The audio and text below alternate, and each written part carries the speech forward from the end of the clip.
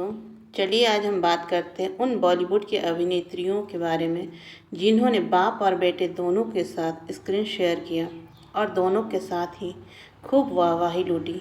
किसी की जोड़ी बाप के साथ हिट हुई तो किसी की बेटे के साथ।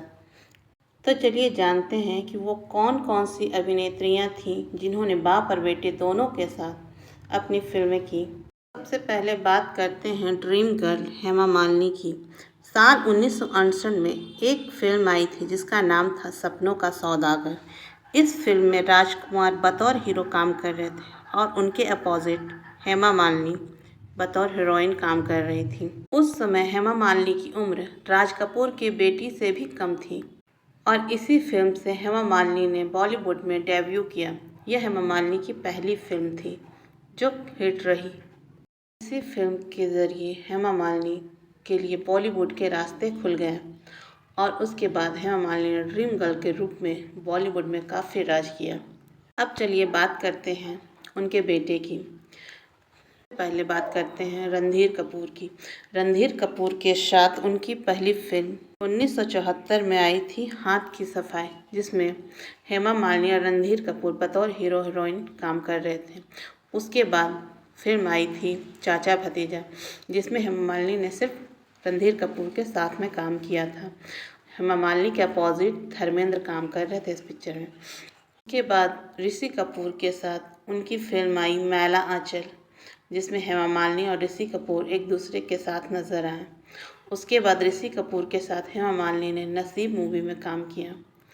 इस तरह हेमा मालिनी ने राज कपूर, रणधीर कपूर, ऋषि कपूर यानी बाप और बेटे दोनों के साथ फिल्मों में काम किया। अब चलिए बात करते हैं हमारी धक धक गर्ल माधुरी दीक्षित की, जिसने भी बाप और बेटे दोनों के साथ काम किया। जिसमें बाप यानी विनोद खन्ना साहब के साथ उन्होंने कुल 2 फिल्में साथ में काम की। इसमें दयावान 1988 और महासंग्राम 1990 में आई। ये दोनों फिल्में हिट रहीं, मगर दयावान काफ़ी हिट रही, जिसने माधुरी दीक्षित को रातों रात स्टार बना दिया। फिल्म कुछ विवादित भी रही क्योंकि माधुरी दीक्षित और विनोद खन्ना के कुछ रोमांटिक सीन जो लोगों को पसंद नहीं आ रहे थे, इसलिए इसमें कुछ विवाद भी हुआ। मगर यह फिल्म काफ़ी हिट रही और लोगों को पसंद भी आई। अब चलिए बात करते हैं उनके बेटे यानी अक्षय खन्ना के।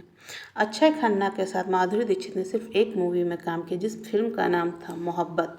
यह 1997 में आई थी और इन फिल्म में इन दोनों ने जमकर रोमांस किया था।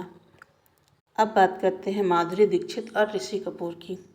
ऋषि कपूर के साथ माधुरी दीक्षित ने लगभग 3 फिल्मों में काम किया, जिसमें साहिबान 1993 में, याराना 1995 और प्रेमगंध 1996 में आई थी।